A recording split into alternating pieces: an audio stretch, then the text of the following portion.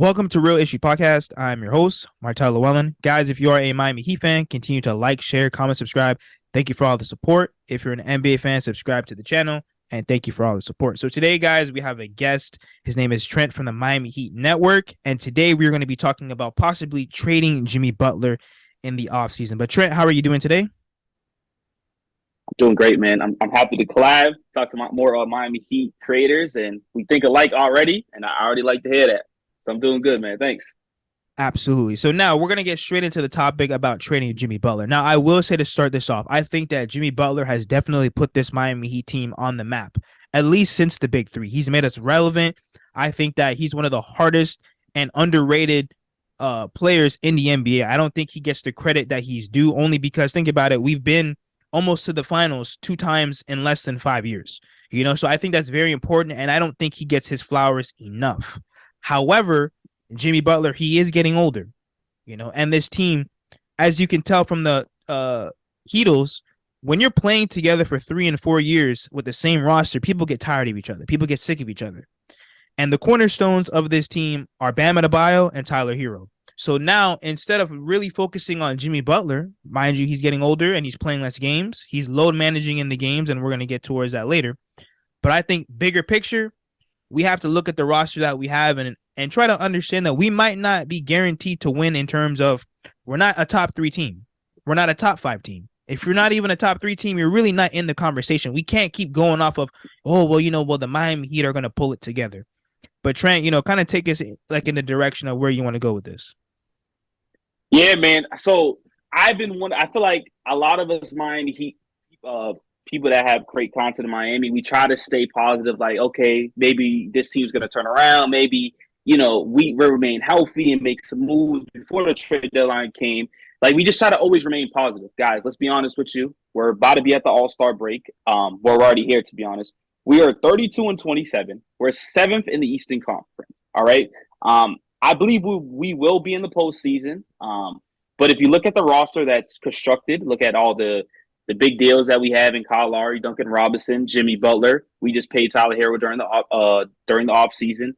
This team has no assets. This team has loaded contracts, and you could tell, like he was saying, that they're tired of playing with each other. And you know what that tells me? It tells me that this is going to be a early postseason out, first round. And then going to the Jimmy Butler situation, right? I feel like he doesn't get a lot of hate in this sense, and obviously because I feel like he's our franchise player or whatever you want to call him, our best player. But like he was saying, he is load managing in the game. Like, he's out there just coasting. He's just jogging around, doing whatever. When you have Tyler Herro and Kyle Lowry being out for these games, right? There's no reason why you go against the Brooklyn Nets and shoot 11 attempts and only put up 13 points. He was one of the main reasons why we lost this game. And this was a huge loss because if you look at the standings, the Brooklyn Nets are ahead of us. If we would have won that game, we would have been around the 5-6 seed, and now we're falling down, which is not a good sign, right? We do not want to be in the play-in, because if we go into the play-in, it's like now we're trying to fight to get into the playoffs. So going into what you were saying about Jimmy Butler, right? He's aging. He is about 34 years old, right? 34, 33, around there. Mm-hmm. And the problem is he's making $45 million a season. This next season, making $48 million and $52 million. So either way, the direction of this team, even if we get bounced on the first round and said, okay, we're going to have some hope in the offseason, how? There's still no money available. We have no money available. And so pretty much he's talking about, let's trade Jimmy Butler, let's get some draft capital off it, and let's build off Tyler Herro and Bam Adebayo. I believe we've seen enough of these two players where I believe they could be – I already think they are the future of the Miami Heat team. That's why they paid them that. But hopefully Tyler Herro continues to take the next step, takes that next leap, becomes a better player, a two-way player, a better defender, more efficient, and let's get capital off it, and let's just go from there. Because right now we're not going nowhere, absolutely anywhere. At most, we're a second-round elimination. I don't even see that. I see us a first-round elimination, and we're home. And you could tell that before I say it. You could tell by the offseason, didn't do nothing. By the trade deadline, made no moves. And during the buyout market, we're not doing anything. I mean, it's not over yet, but you could just tell, like, you can't do too much with this roster. So that's the direction of the Miami Heat right now. but that's my thing. But the crazy thing is that there's so many moving parts to this. Is that one? And this is and now these are some of my problems with Jimmy Butler. Okay, fine. We go get your guy Kyle Lowry. Okay. And like I was telling you like earlier before Trent, is that Jimmy Butler, he's quick to, call people out. He's quick to, call people out of their name. He's like he did it in Philly. He did it with the Timberwolves. But my biggest thing is that why don't you have that same smoke for Kyle Lowry? We got Kyle Lowry because of you. The Miami Heat wanted Kyle Lowry maybe 3 years ago. Okay, and we never got it. All right, cool.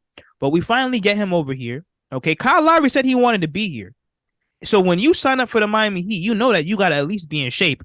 And it's a shame and it's a disgrace that we're one of the only teams in the NBA that pride themselves on people staying in shape and eating right when we're in an actual professional sport. So my biggest thing with Kyle Lowry is you can't come over here and try to have it your way. And I know he was dealing with personal issues, and I don't even know what them personal issues was. I think it has something to do about his kids or whatever the case may be. But listen, at the end of the day, man, you getting paid $90 million. $90 million. You can't come over here out of shape, overweight. Then when you get injured and you're about to get traded, now you beefing with the front office, because I don't even think he's that injured. Because when you really sit and think about it, what is he really doing on the court besides running back and forth? It's not like he's putting up crazy numbers. Then he wanted to come out and say that, oh, well, he could average 25. This is his new excuse.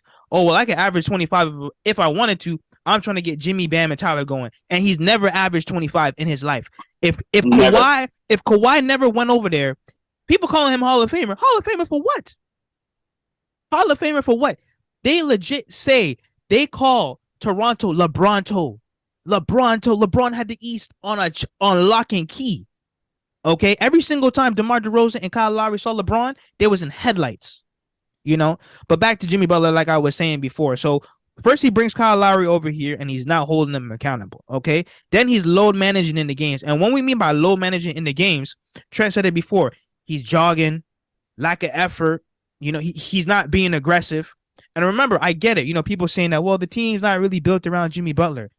Nothing happens on that team without Jimmy Butler knowing. The problem with this franchise is that they're trying to be old school, but we should have tanked this season. Because Trent, like you said it, we didn't make any moves in the offseason. Like we let PJ Tucker go. Cool, fine, because he's way too old to be getting paid $30 million. All right, cool. No deadline moves. We have assets locked up, like you said, and Herro's getting paid next year. Jimmy Butler's, he's getting that nice 45. Bam is still on his. Duncan is on his. Kyle is on his. We have no money to make no moves. We should have tanked this season. More than half of the roster's injured. You see what I'm saying? So why are we going to be decent, barely make the playoffs when we could have tanked, which this team should have tanked? Half the team is not playing. And like you said, we have no assets, and we should have tanked this season so that we can set ourselves up for at least a top 10 pick, and then we run it back. I mean, I agree. I mean, if you look at the Eastern Conference, right, in the next 2 to 3 years, who's going to be around? The Boston Celtics, the Milwaukee Bucks, maybe the Philadelphia 76ers, and maybe the Cavaliers. Besides that, unless these other teams make some crazy moves and crazy draft capital, or they get some crazy players from that, the Miami Heat is still going to be a top four seed if they just do what's correct. Literally, that's it. Do what's correct. Have these players not. Injuries, you can't really. That's not on the organization. It happens. It's just basketball, right? But if we go on that little small rebuild, I don't think we need like a huge haul rebuild or whatnot. What I'm trying to get at is mainly the Heat could be back in this picture in the next few years easily. Because I personally don't think the Eastern Conference is that deep enough. The only seeds you got to worry about is the first two seeds. 76ers, we can compete. Cavaliers, we can compete no matter what. I think we can compete any team in the Eastern Conference. Let's just get rid of Jimmy. And let's just go from there. Tyler Herro, in my opinion, though, I know this is not really about Tyler, right? I feel like Tyler, what's happening with him this season, if you notice, he'll have a hot streak. He start balling out, one of our most consistent players and getting game winners, this and that, right? Then he gets a small injury. We'll come back. We'll start playing really, really bad for like the next few games. And then you start playing good again and then get injured once again. That can't happen. Like, inconsistency is the problem with this roster right now. And you could go on with Jimmy doing the same thing, Kyle doing the same thing, and even some of our role players that we try on. Another example, We're relying on our undrafted players and role players to play star minutes to get 40 plus minutes a game when it's not supposed to be like that at all. Look at we got rid of Dwayne. Like, okay, we have no big mans on this roster at all. I don't know. Yurt Seven's injuries it's very interesting. I don't know what's going on with that. Hopefully he comes back, right? That was one of the pieces that they helped that developed this year, right? To be either in the lineup or the case me, just be that backup big, right? Right now, we're relying on Orlando Robinson to back up Bam. That just shows you how desperate this team. Like this is how bad the roster is constructed right now. Like we can't shoot. We're relying on Max Strus to shoot 23s a game when Tyler Herro's out. Duncan is just a waste of a body at this moment. It's sad to watch these games. It's really depressing when you just really love the Miami Heat, but you know this team is not good, and you know the front office thinks they're good enough. Y'all know as fans, they're not good enough. It's time to go. No, bro. Listen, man. You're absolutely right, and I think the reason why you have to get off Jimmy Butler is because you can't wait until he's run down. And I get it. We all love the story of Jimmy Butler and what he did here, but you got to think to be successful in the NBA, sometimes you have to suck, sometimes you have to lose. Okay, all of Boston and Cleveland, they were trash for a while. They had to move Kyrie, they had to move Kemba Walker, and first it all started when they moved Kevin Garnett, Paul Pierce, and all them boys. They sold them off, and those draft picks turned into who? Jaylen Brown and Tatum. So sometimes you got to be able to sell your assets a year. So that is why we have to get off Jimmy right now. He's still at the level where he's respected by the NBA, but you can't wait until he's run down. He plays 30 games, and then you want to move him because why? Because first of all, his contract is huge, $45 million. Everyone's not going to be willing to pay that, especially when you're a declining player. That's why we have Kyle Lowry's contract. Nobody wants Kyle Lowry. Same thing with Duncan Robinson. Duncan Robinson hasn't hit consistent threes since 2020. And like you were saying, like with Tyler Herro, they made a huge mistake with him. Because I don't understand what's wrong with these franchises. They need to light a fire under their ass. They should have paid Tyler Herro, I would say, right before the playoffs. That's when they should have gave him the extension. And you know why you do that? Because you put the pressure on him and say, listen, if you don't play up to your expectation, you're not going to get the $100 million. Let's say, because listen, I think he's playing well. I just think that there's a lot of holes in his game. He has to get stronger. He has to get to the rim, and he has to get to the free throw line. I think that and he kind of struggles with length, and when the defense really hones in on him. But I think they should have waited to pay him later in the season because it forces him to play. It forces him to play like an all-star. It forces him to play better because now in the back of his mind, if he don't play well, his check goes from $100 million to $80 million. And then you have leverage so that when you sit in the negotiation room, you say, hey, listen, Tyler, you were averaging 20 last year. Now you're only averaging 15. There's no way in hell that we can give you $100 million. You see what I'm saying? It's like same thing like what they did with Duncan Robinson. They gave Duncan Robinson $90 million off of one season. Why are they so quick to pay people? I don't understand why. And I know that wasn't Pat because Pat don't play that. Yeah, he don't. And you could tell during the offseason when he called out Kyle Lowry. Mm-hmm. He called him out, and Kyle Lowry was a little baby. He couldn't take the criticism. Bro, it is like get in shape. But going back to Tyler Herro, right? And another thing is, hey, Tyler Herro, I'm not saying we trade him away or not. I don't think that ever happens. But during the trade deadline, you could at least be a little bit more active because now you have that asset available. Because you haven't paid him yet. I'm pretty sure teams would have called. I'm pretty sure teams would have called at least the Miami. I don't think no teams attempted to call Pat Riley. They're like, what do we want over there? There's nothing we want over there. So at least if they didn't give him that contract, maybe a crazy trade could have happened. Or, for example, now he knows he has to play for that contract. So either way, we could have got something positive. But no, they said no. We're gonna play Tyler Herro right off rip. We're gonna pay him right off rip. And like I said. Well, you said he's playing really, really good, but there's a lot of holes in the game, and I'm not sure yet if he's gonna be that. I don't think he's gonna be our franchise player. I think it's Bam.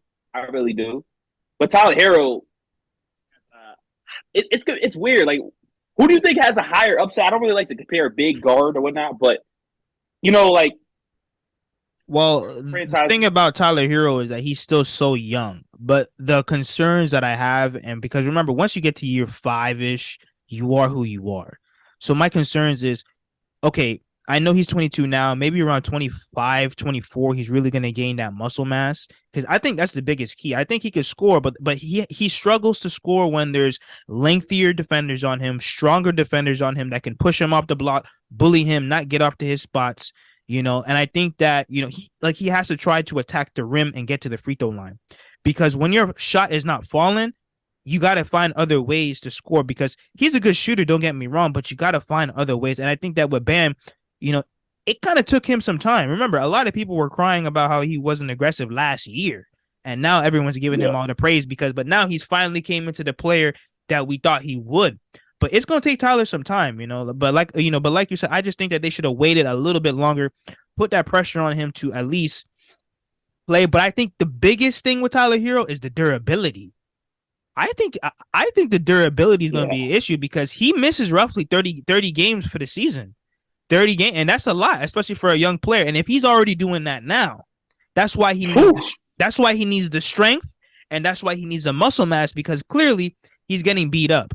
You know what I mean? Clearly, they're banging bodies with him, they're pushing him off the block, and this is the NBA. Like, we're in a very athletic league, and you have to be able to hold your own, because this 82 game grind is tough, I'm happy that you brought up that, because if you look at since he got into the NBA, he has yet to play a 70-game season. That's concerning to me. That's very concerning to me. So Amen. He got 55 games. 55 games in 2019, 2020, 54. The most he ever played was 66 in that 2021 year. This year, he's at 45 games played, right? So after All-Star break, I believe there's maybe 20 plus games. He's on the verge to play once again. And I'm pretty sure he's going to miss more time, 100%.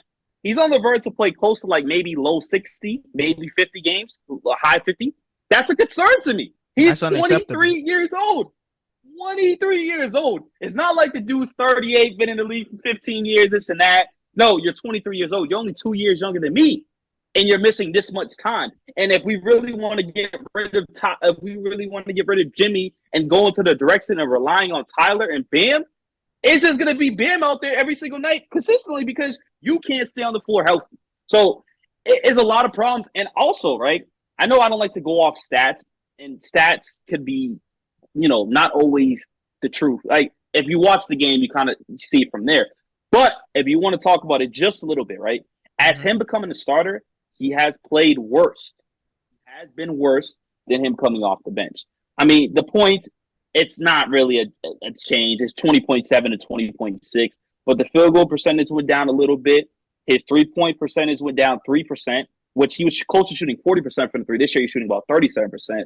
His rebounds went up, but it is what it is, and his assists didn't go up. But as you see, his stats are going down just a little bit. Not crazy dip, but that's something to watch out for and something to look out for too, as, if we're going to try to build off him. Yeah, I mean, like I said, I just think, not to wrap it up quick, but, we got to correct some of the wrongs, and Heat Nation has to realize that we're going to have to sell in terms of everyone is for sale besides Tyler Hero and Bam Adebayo. Because even Caleb Martin's his durability is a huge question as well. I know that he's playing out of position, but his durability is a huge question. And in my opinion, we have to sell Jimmy Butler while he's still a top 10 player. Before the league catches wind of, hold on, this guy's not playing. He's only playing 50 to 45 games. When you sit and think about it, we have to, because you can honestly probably get 3 draft picks and 1 young player. That's what I want for Jimmy Butler. I need 3 first-round draft picks, and I need 1 young rising star or 1 young talent. That's what I want for Jimmy Butler. If I can get that, then you can mold the team around Jimmy. I mean, around Bam and Tyler Hero. You add that star with them. We're still going to lose. But once again, it's like Cleveland. Cleveland got who? Darius Garland. Then they got Jared Allen because of what? Draft picks. Then they got what's the other big man name? Mobley. Mobley. They drafted well, and the Miami Heat from history, they've always drafted well. They drafted Dwayne Wade, Michael Beasley. He should have never been a bust, but he's just uncoachable. But Tyler Hero and Bam Adebayo, those are late. They're late solid picks. Even Precious Definitely. Achua, we should have never uptraded Precious Achua. I will say he was terrible when we had him. He had butterfingers. He wasn't really, doing what he was supposed to be doing on the basketball court. But look at him now in Toronto because of development. Takes time. Precious would have been on this team if it wasn't for Jimmy and Kyle Lowry. You know what I Yeah. mean? So I love Jimmy Butler to death, but this whole low managing in the game, coasting through the season, there's people talking about, oh, well, there's still hope. I would love for there to be hope. But then at the same time, we have to be realistic. Jimmy Butler look like he don't want to be out there. Okay? And he's Yeah. going to say, oh, yeah, we're going to work hard and championship this and championship that. The fact that Kyle Lowry is not even in the building, there's a lot of things going on in that locker room that we don't know about. Yep. I just want to say one more thing before Yeah, man, go ahead. we end. Yeah, we end the episode, right? Pat Riley is getting old, right? He wants to at least see one more championship, at least one. All right. But the truth of the matter, Pat Riley, is you should have looked at your team. You should have looked at the roster this season. Nothing's changing. One week we're going a 5-game win streak. The next week we'll lose 5 games. That's just what the team is at this point, right? We're midway through the season. Nothing's going to change. Nothing's going to be better after All-Star break. So during the trade deadline, if we really wanted to start that rebuild, I think we start off with Caleb. I think we call up some teams. I think Caleb could be a valuable piece for some championship rosters, right? We see what's up with Matt. We see what's up with Vincent, because those 2 players are on expiring deals. And they're gonna expect to get paid, and we can't be able to afford them. So we're gonna lose those 2 players, personally, in my opinion, unless they want to be here and want to get somehow we can afford them or whatnot. Because I think they're going to be getting, nowadays these role players that are somewhat talented, they get paid tons and tons of money now, because that's just how the NBA works, I guess, at this moment. So at least if we could have got rid of those 3 players and got some assets or something out of it, even though they're not the greatest, I think those are the highest assets outside of Tyler and Bam and Jimmy. So that's just my last take. Miami Heat fans, I want to give it to y'all, man, but real slow for us. That's all I'm gonna say, man. We have to be able to build for the future. If Pat really wanted to win the ring, Mickey would have thrown the cash on the table. Because once Mickey said that I'm not spending no money, that's what. Listen, every team that wins championships goes into the luxury tax. Okay, 100%. And quickly to wrap this up, there's a combination of problems. Is that we have very bad contracts. We relied on the undrafted players because of last season, when that was a huge anomaly. That will never happen again. Remember, these are NBA guys who practice every day. The ball will go in for them eventually, but then the ball will stop. 30 teams, including the Miami Heat, said that they did not want them and they were undrafted for a reason. They all have a ceiling. Okay, Jimmy's getting older. And this team has a very, very bad problem with the injury bug. Also, too, to quickly wrap this up again, they need to stop coming after Spo. They keep on giving Spo garbage. When you look back in history, even with the role players, we had great role players with the big 3. We had Birdman, Rashard Lewis, Ray Allen, Shane Battier, high-quality role players. There was never any undrafted players on our teams. When, to be honest, the big 3, they should have been surrounded by undrafted players. Why? Because we had the huge talent with Bosh, Wade, and LeBron. But on this team, with guys being in and out, Jimmy Butler low managing in the game, we're undersized, and that's a huge problem. Since 2020, we've never addressed the size issue besides Omer Yurtseven. That's unacceptable, in my opinion. You're telling me that we cannot get a reliable big man, a reliable 4, nothing? You know what I mean? So I just think that, like me and Trent said, there's a lot of issues going on with this Miami Heat team, but they have to pick a direction. We cannot wait until the last minute to try and trade Jimmy Butler when he's playing less than 60 games, which he's already doing now. We cannot wait. We have to push into Bam, push into Tyler Herro. Those are the people who they gave the money to. Those are the people who they committed the years to. They're the cornerstone players. They come first before anyone else. They're saying that Kyle Lowry, he might not even come back. You know what I mean? So that means that the front office will say, listen, we don't like you anyway. Stay over there. That is telling me that this season is not looking good. I'm hoping that they could turn it around. I'm hoping that they can get Kevin Love or Westbrook or whatever, or even both of them to turn this team around. But it's going to be very, very hard for us to compete in the playoffs. And I do not want to see us get into the first round by the skin of our teeth through the play-in, lose in the first round, and then now we missed like an opportunity to get a top 10 pick. But guys, thank you so much to Trent. Trent, just plug your social medias, plug your channel real quick, and then we'll close it out. Yeah, so my YouTube channel is going to be Miami Heat Network.